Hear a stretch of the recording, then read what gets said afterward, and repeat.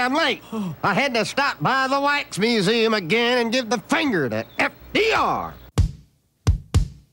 We know Al-Qaeda, Zawahiri, is supporting the opposition in Syria. Are we supporting Al-Qaeda in Syria? Well, it's a proud day for America. And by God, we've kicked Vietnam syndrome once and for all. Thank you very, very much. I say it again, you've been had. You've been took. You've been hoodwinked. These witnesses are trying to simply deny things that just about everybody else accepts as fact. He came, he saw, he died. Well, we ain't killing their army, but we killing them. We be on CNN like, say our name, Ben, say it 3 times. The meeting of the largest armies in the history of the world. Then there's going to be an invasion. All right, you guys, on the line, I've got Philip Weiss. He runs the blog Mondo Weiss, and it's basically, I think, fair to, oversimplify and characterize as liberal American Jewish anti-Zionism is what's going on here at Mondo Weiss. Absolutely fair, yeah. Right? Is that right? Welcome back to the show, Phil. How are you doing? Thanks a lot, Scott. I'm doing great. Congratulations on the book. Thank you very much. I really appreciate that, man. I'm enjoying it. I'm enjoying it. I'm learning a lot. That's more staggering to me. I just, this is material I thought I knew, and, you've really connected the dots. Great, man. Well, thank you very much. That means a lot to me coming from you for sure. I already said that off the air, but I'll say it again so that everybody can hear it forever in an MP3 format for all history. And also, just like your policy push, your policy ask is pretty clear, and where are the Democrats on that one? Where's my liberal side? Right, especially when Donald Trump is the president. What do they got to lose? Go ahead and oppose him on everything. Yeah. This is a thing that he's doing. But of course, as Dave Smith, the comedian Dave Smith, said it best, he was like, it's not just that they're embarrassed because they didn't say anything while Obama was doing it. It's that they still maintain that Obama was great. And so if they have to admit that escalating in Afghanistan is the wrong thing, they can't reconcile it, so they rather just be quiet about Afghanistan. I guess that's the value judgment. Liberals, progressives out there, what's the answer to that, right? Yeah, I agree. It's a little bit like all the neocons who are still in power or still have positions in Washington after supporting the Iraq war, because all the liberal hawks were for it too, and if they have to admit the mistake, then they all lose their jobs, Right. Yeah, everybody is having to resign over a bad past nowadays, but if you lied us into war, boy, man, I am so aware. You get a promotion for that. Yeah, you think of all the damage that Me Too is showing that occurred to women, and I'm not denying that there's been a lot of damage shown, but I walk around in my town and there's a guy who's maimed in the Vietnam War, and there's another guy who's maimed in the Iraq War. And when is there going to be an accounting for that? Yeah, exactly.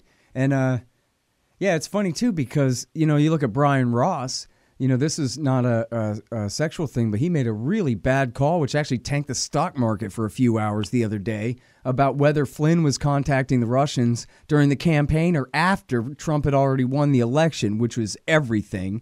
And, of course, if he'd been drawn and quartered or, drowned or, I don't know, just drummed out of journalism forever back in 2001 and 2002 when he was caught peddling the complete lie that Saddam Hussein must be behind the anthrax attacks, then that never would have happened. Right? Mark Halperin, he lied us into war in Iraq. What's his name? Lauer, he lied us into war with Iraq. So all these same guys who are in trouble now for bad journalism and for, their sexual misconduct and all these things, these are all the same people who should have been held accountable for getting 1 million people killed 10 years ago.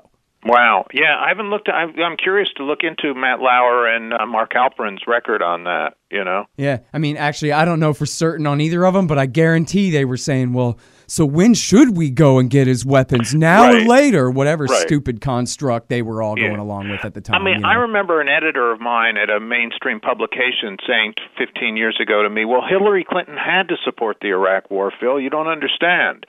And it's kind of like, oh, my God, that was truly the establishment understanding. You had to support this thing. And,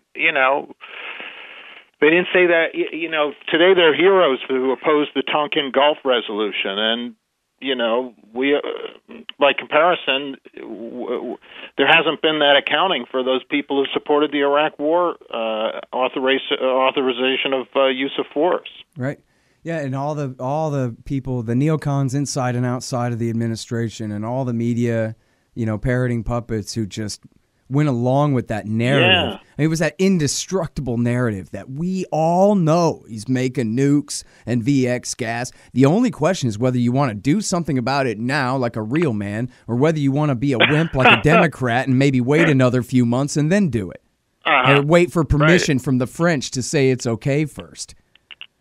You know, that was the entire construct. Remember that? Well, should we give the inspectors more time, or should we just go ahead and start? That's the only question you're allowed to debate, you know? Right. It's ridiculous. Right. It's crazy. Right. All right, I'm sorry. Hey, let's talk about they talk about fake news on the internet, you know? Yeah. I mean, come on. Yeah. So listen, man, Jerusalem. Yeah, I'm just not sure whether to ask you about the Sheldon Adelson angle first or second. I guess let's go ahead and talk about the facts for a little bit. What's the deal? What Donald Trump announced exactly what, and what's it matter? Tell me. Trump said that he recognizes Jerusalem as the capital of Israel, something Israel has long sought, and that the American administration has refused to do. And he said he was going to take steps to move the American embassy to Jerusalem.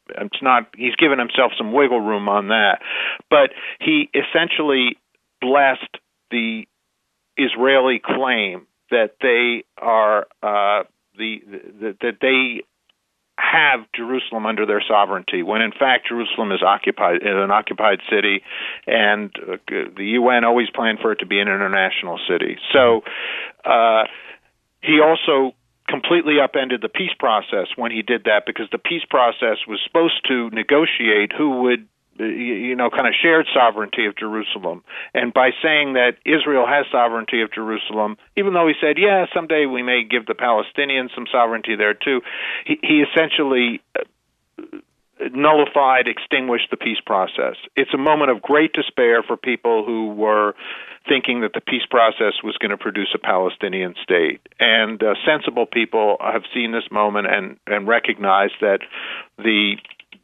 Oslo process of now 25 years long is really defunct and has only produced greater suffering for Palestinians, as we're seeing more suffering for Palestinians right now.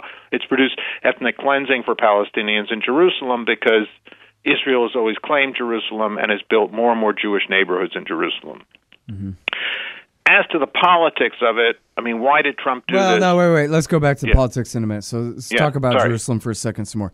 So in the 67 war, Israel occupied all the West Bank, including East Jerusalem. I'm not exactly sure why it's always sort of labeled separate from the rest of the West Bank. So maybe if you could clarify that. But then also, so there's the question of East and West, where the Israelis, they already just took, and did they cleanse West Jerusalem at the time? Or they just built up a western side of Jerusalem or something? Because now what the change is they're saying that all of Jerusalem is Israeli and East Jerusalem is no longer to be the future Palestinian capital. Is that right?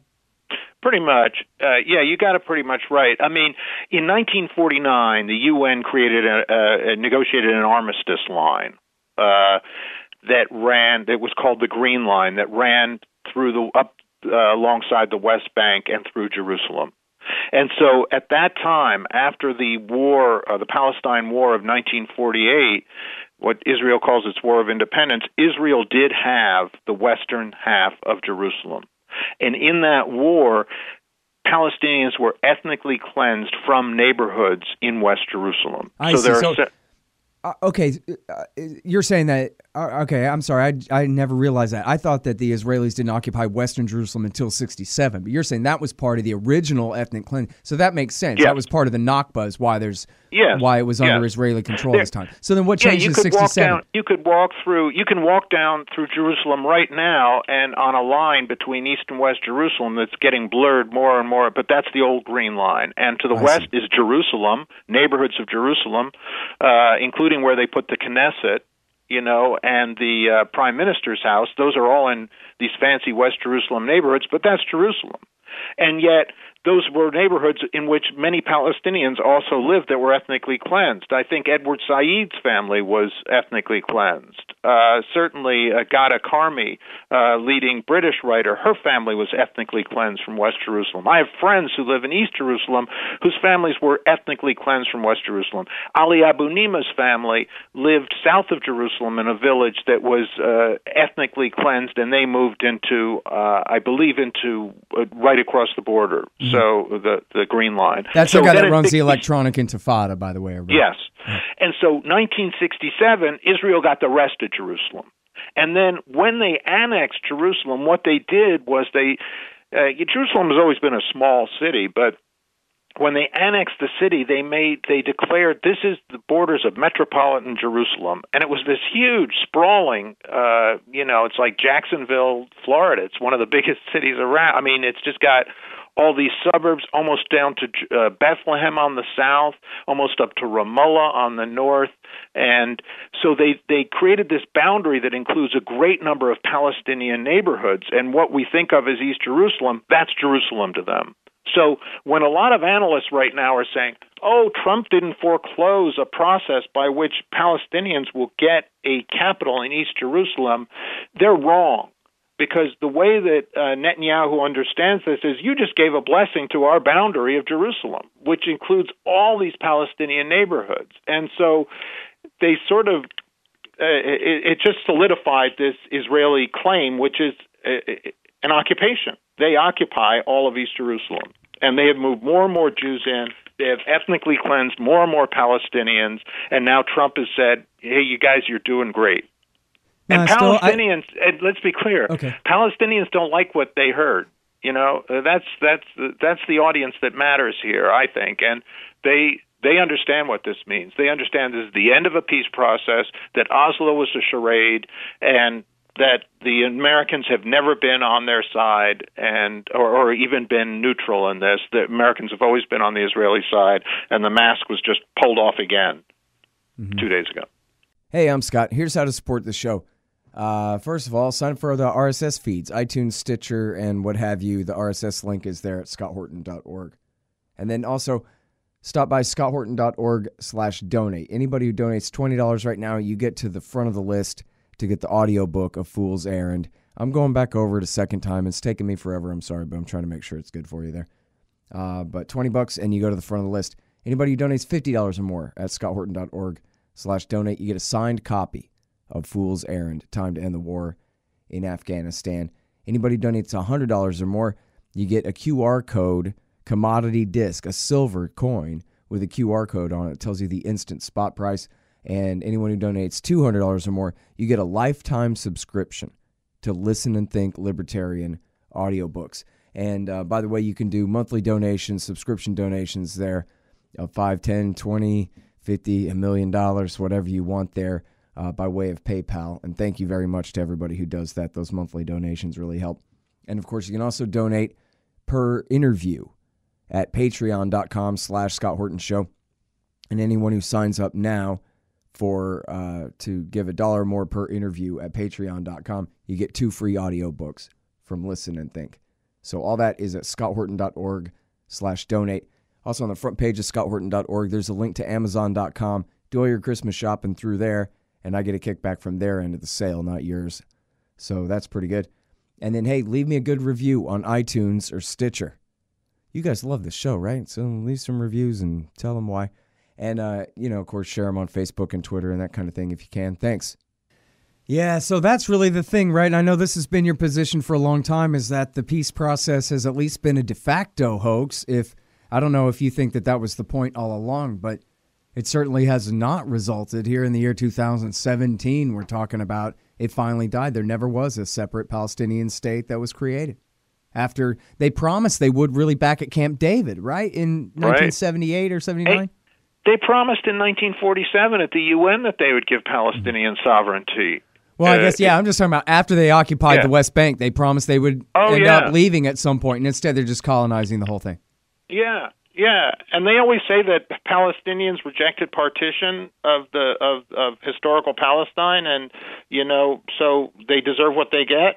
But maybe that's the case, that they rejected. I mean, Palestinians did reject partition, but the Israeli Zionist Jews have also rejected partition again and again. They've said we're for partition and we're creating two states in this land so we can both share the land, but they have acted completely against that type of policy. Mm-hmm. By the way, can you talk about the year 2000 a little bit? Because there's a story, maybe it's true, that the Israelis under Bill Clinton's persuasion finally decided, okay, fine, we'll give up the West Bank to be a separate independent Palestinian state. And Yasser Arafat said, oh no, the perfect answer. They're completely giving in, and I don't want that. And so he told the perfect answer no, because it threatened his own personal power, because that's how those dirty Palestinians are. So maybe that's what happened, maybe not. What do you think? I don't think that happened. I think Arafat rejected a bad deal. And in fact, the fact that it was a bad deal is evident from the fact that in months to come, the Israelis offered a better deal. So, so they were offering a deal at Camp David that was something like they were holding on to 7% of the West Bank. And the promises on Jerusalem were not very good. And Arafat it would have been political suicide for him to support it. His people would never have supported the bad deal. And the worst part about it was that after the deal fell apart, Clinton and Barak, Ehud Barak, the head of the Prime Minister of Israel, they blamed the Palestinians. Mm-hmm. And Barak came home and said the Palestinians are no partner to peace. They don't want to make a deal. And boy, did he coin a phrase with that, too. They use that every time. Well, there's no partner. That's what they say. Yeah, and he destroyed his own party by doing that, Barak did. Because if there's no partner for peace, why support any kind of peace camp in the Israeli polity? And those people have been... you have a Jewish nationalist polity over there. Let's be clear. This is not, everyone talks about, the alt-right and white nationalism. I don't know how much traction those people have in my country, but I can tell you that religious nationalists run that country in Israel. Jewish nationalists run it. And they're the only game in town. There's a 25% non-Jewish population inside Israel proper. They don't really get a vote when it comes to forming a government. And what you have is a right-wing religious nationalist government that, if you hate Arabs, that's how you get ahead. Man. All right, so now here's the thing of it, too, and I should read all the books on this because it's actually pretty fascinating to me, but it's, no, I don't mean on this. I mean on something else, what they call the public choice theory, which means that whenever you think you're making a decision in politics, you're not. You're making a different decision at the end of the day. Basically, the economics of politics always lead to these perverse incentives and decisions and whatever. So I'm probably, misstating it, but anyway, I'm still right. Anyway, but so the point is here is this thing. A majority of one is pushing the embassy move. Sheldon Adelson, that's by you at mondoweiss.net for Weiss. A majority of one, Sheldon Adelson. So who is he, and how come one man gets to help the U.S. president make this horrible decision, which, according to everybody, is going to lead only to negative consequences here? Well, Sheldon Adelson is the largest contributor to the Trump campaign of last year. He and his wife, Miriam, gave $35 million. So, and Sheldon Adelson has on several occasions this year, including according to his own newspaper in Las Vegas, he has expressed anger or impatience with Donald Trump for not following through on this Jerusalem business. And Sheldon Adelson, going back to the year 2000, when he was giving a lot of money to George Bush and getting helping that presidency get in, Sheldon Adelson was demanding that Jerusalem not be divided. So Sheldon Adelson has had enormous influence over this. And I think that while Trump's speech clearly shows that he enjoyed bucking American tradition and he enjoyed doing what other presidents have not done, which is, recognizing Jerusalem as Israel's capital, Trump obviously is a disruptor, likes that kind of stuff. the other thing that he was doing was he was getting Sheldon Adelson off his neck, because this guy's been saying again and again, hey, I got you into the White House, or I helped get you into the White House. You haven't delivered on Jerusalem. Now, the press loves to say that he's appealing to his evangelical base, Donald Trump, by doing this. Maybe that's true. Maybe the evangelicals like this a lot. But I can tell you that this has been the sort of central issue for Sheldon Adelson for the last 20 years during the peace process, is to keep Jerusalem from being divided. And he got a giant victory this week. Yeah. All right, now, so to this Israeli right that you're referring to, which I guess includes Sheldon Adelson here for intents and purposes. Yes. The West Bank he's is a big supporter of Netanyahu, Sheldon Adelson. Right, yeah, exactly. Well, and that's an important point, too, isn't it? That we don't really know. It would be an interesting experiment to see. What if American right-wing Zionists were forbidden from participating in, I mean, not necessarily, dual citizens voting is one thing, but if Americans were forbidden from donating and influencing, the elections over there, maybe what their government would look like. Maybe it wouldn't be such a right-wing nationalist, occupation-driven government at all, but instead would, reflect more of the politics of Tel Aviv than Jerusalem, so to speak. I somehow doubt that. I think that that society is, it's a security state. There's a lot of strains of fascism in that place that have to do with Jews against Arabs, and they're trying to kill us. And that stuff is, a lot of that's homegrown. So anyway, wouldn't make much difference if American right-wing Zionists weren't participating. It'd still be the same difference over there, huh? I think so. Yeah. I think it would be just as bad. I mean, I think that they're getting enabled by American right-wing Zionists and American liberal Zionists and anti-Zionists, such as myself. Here I'm talking about the Jewish community, because I regard the Jewish community as the community that cares most about Israel, apart from the Palestinian community over here. But American Jewish community, I think, has huge influence, and that community has failed to take on the right-wing Zionists and militants in our own community. That's huge, and that's beginning to change. But that could make a difference. Mm-hmm. Well, I think, I guess I was just talking with Mark Perry about this, and he was saying, just what you just said, that it's beginning to change. People are finally getting it through their head. Well, what's the big deal anyway? If in a world where TV never really explains this, it's finally getting through, right? That you have about half the population of the country that has no political rights. Yeah, I mean, That's the deal. They've been pretending that someday they're going to give up the territory where most of these people live. But now that pretense is over, now that it's not the West Bank, it's Judea and Samaria, a couple of counties or districts inside Israel proper, all the way to the Jordan River, then now what are you going to do about the individual rights of the people who live there? Although, Mark Perry was saying to me, as in regards to one state and equal rights, that, maybe in another generation, but boy, is that going to not happen soon. But in other words, the reason that there's such a controversy here is because there's a real emergency. There's this permanent crisis of this occupied and politically powerless population there. And I don't mean to neglect the people of the Gaza Strip as well.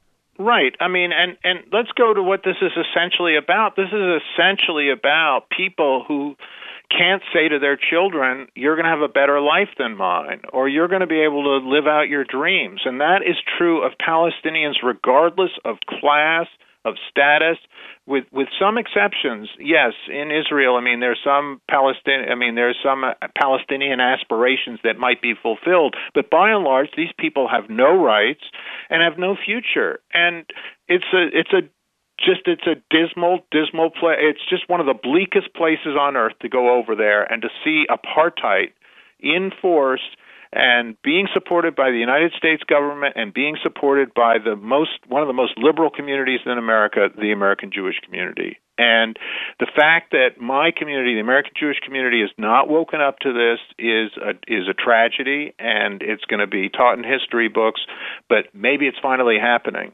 And Trump driving a stake into the two-state solution is going to force a lot of the liberal Zionists who have been saying, just hold on, Israel's going to redeem itself, to admit, no, the Palestinian persecution has never ended and will not end under the present government, or even the opposition Jewish government, because that's what you're dealing with. You're dealing with a Jewish nationalist state, and Netanyahu and Ehud Barak and Isaac Herzog, they're all sort of the two sides of the same coin.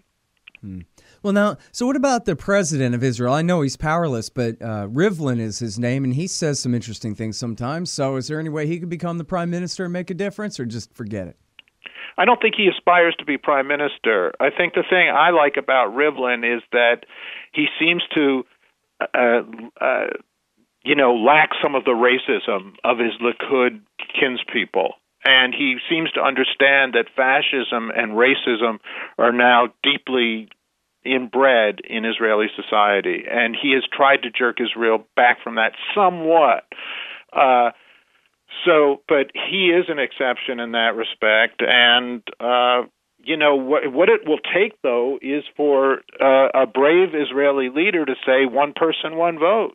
When is that going to happen? And where are the liberal Jews in the Israel lobby who make up such an important part of the Israel lobby? When are liberal American Jews going to say, hey, guess what? We believe that everyone should have the right to vote for the government that controls their lives? All right, hang on just 1 second. Hey, guys, did you notice the new and improved show notes? Damon Hathaway has been doing a great job with the show notes there on the pages at libertarianinstitute.org and at scotthorton.org. So check out the links for all the information we talk about in these interviews. You guys have been asking for that for a long time. Well, we got it now. Good show notes at scotthorton.org, etc. All right, this show is sponsored by The War State. Mike Swanson wrote it. It's a great book about the early history of the military-industrial complex after World War II. And he also gives great investment advice at wallstreetwindow.com. And when you get that advice, you want to go buy your metals from Roberts & Roberts Brokerage, Inc. That's rrbi.co. rrbi.co. LibertyStickers.com for anti-government propaganda for the back of your truck. And we got a brand new and improved site and brand new and improved sticker art coming up soon for you there at LibertyStickers.com. And, of course, you'll probably also want to sign up for Tom Wood's Liberty Classroom by way of the link on my page. And I'll tell you what, did you notice how great the website is at foolserrand.us, the website for my book? Well, it is great. And you know who did that? It was Harley Abbott at expanddesigns.com/Scott. And if you go to expanddesigns.com/Scott, you can save $500. All right, let's talk about the presidential son-in-law, Jared Kushner, and let's talk about the first national security advisor of the Trump administration, Lieutenant General Michael Flynn, formerly right-hand man of General McChrystal in the war in Afghanistan. So, Russiagate, Russia, it turns out, is all about Israel, Phil? I don't know how big the Israel piece is. I don't know how big it is in Mueller's mind, but certainly when the charging documents were published last week in the Mike Flynn guilty plea to lying to the FBI, one of the things he lied to the FBI about was work he was doing for Israel, which is during the transition in December 2016, he spoke to the Russian ambassador and urged him to block UN Security Council Resolution 2334. That was the resolution that condemned Israeli settlements as a flagrant violation of international law, and a resolution that the Netanyahu administration did not want to go through, but which the Obama administration did want to go through as its parting shot against the Israeli government. And here was the Trump transition team, including Jared Kushner and Mike Flynn, working to try to block that resolution. Yeah, amazing. And then, so all the media hype, all the kind of pent up anticipation for this, it all went. I mean, they did go ahead and let go and say, "Aha! See, Russia," because he made a phone call to the Russians, and then very little attention in the media about how very contrary this was to the narrative that the Russians were the ones telling the Americans what to do and that the Americans were at their service and all this kind of thing. Here's the Americans begging them for a favor, making what seemed like first contact on this issue and asking them for a favor and being denied and declined, and that is all about Israel. That part, I forgot now, and I'm sorry because I would like to give credit, but there was a couple different people who mentioned this, but somebody did a really good job of showing, it may have been Ted Snyder at Consortium News, is that right? I don't know. Somebody showed a bunch of examples, Phil, of stories where they just omitted Israel altogether. Where they just told really? us, During the coverage of this? Where they talked all about this, and they were like, saying, yes, it was a UN resolution. I know. It's crazy. I agree with you. I've seen that again and again. And, the other night, Chris Matthews is saying now we have the evidence that they were operating and, they were pushing Russia's interests. They weren't pushing Russia's interests. I mean, maybe that narrative, maybe there is some basis for that narrative. Mueller's charging documents offered no basis for that narrative. I mean, this was not in Russia's interest. And in fact, Russia decided its interest was to support that resolution. And so it defied the Trump transition team on that. And similarly, the other thing that he lied about to the FBI about, Mike Flynn, was that he asked the Russians to go easy when, not to bridle when the Obama administration imposed sanctions on them for their behavior in the Ukraine. And I guess the implication there was that, hey, when we get in town, we'll lift those sanctions or we'll ease that up. But, again, it's hard to say that they were operating in Russia's interest there. Right, yeah, exactly. It was clearly their own agenda. Yeah, and of course, they talk about this like, who in the hell are you to do something like that? And, well, wait, he was the designated National Security Advisor of the President-elect of the United States of America is who he was. He was serving in a government capacity. He wasn't a private citizen. He was in transition, as they say. He was a pseudo-government employee setting the stage for the policy of the new incoming government. I mean, for God's sake, the whole thing. And here's what I like about this, too, is take all the question begging out and all the presumption of scandal and guilt here. Hey, guess what? These kooks want to lift some sanctions on Russia. Right. Good. Right. Who cares about that? I say lift every sanction on everybody. Does that make me a loyal servant of Kim Jong-un, or I just am opposed to aggression? How about that? The way that they frame this is that this is somehow treason for a president to say that, and look, Dan Ellsberg has this new book out called The Doomsday Machine about how Russia and America's governments could kill everyone. Not hyperbole. Omnicide, all of us.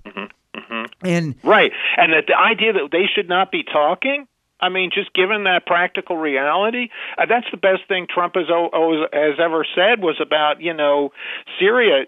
Hillary Clinton's pushing regime change in Syria. No, you talk to the Russians about Syria. I mean, that's crazy. Yeah, I mean, the presumption that, I've always thought it was interesting about you and unique about you that you watch Chris Matthews. Whenever we talk, you always talk about what Chris Matthews says, that this my wife shut me down on that. Oh, yeah? Oh, she don't want no more Chris Matthews. Well, I can just certainly understand her point of view there. Yeah. Well, but no, it's interesting because it's important to you to see that point of view and where it is that what counts as the standard presumption of everything here. And, because it's not just that he's such a weather vane, right, which he is, but it's also that he can read books and stuff. He's not just an anchor. He's not a journalist, but he's, somewhat smart for one of these guys. And thoughtfulness. I mean, he's a very political. He's a mainstream political guy, and that I find him fascinating in terms of just the weather vane. And I want you to give me a little credit, man. I do not watch Rachel Maddow. I can't do that. None of us. Yeah. And talk about Russiagate. She's going nuts about Russiagate. Yeah. No, I mean, she's, to me, like Hillary Clinton. I'll read about her, but I ain't listening. No way. Yeah. It's too painful. Man. All right, well, listen, I sure appreciate you coming on the show again and talking about this important stuff with us. And congratulations on the book, man. Thank you again, man. Really appreciate that. Okay. All right, you guys. That's the great Phil Weiss. He's at mondoweiss.net, and there's a great stable of writers over there, too, man, a dozen of them or something. And they just cover great stuff. Sign up for their morning email. I certainly did. This one is called Flynn's Plea on Russian Influence Reveals Israel's Influence. And this one is by the editors, including Phil. Trump just pushed the two-state solution over the cliff. At mondoweiss.net. I'm Scott Horton, scotthorton.org, antiwar.com, libertarianinstitute.org, foolserrand.us for my book, Fool's Errand, Time to End the War in Afghanistan. And follow me on Twitter at Scott Horton Show. Thanks, you guys.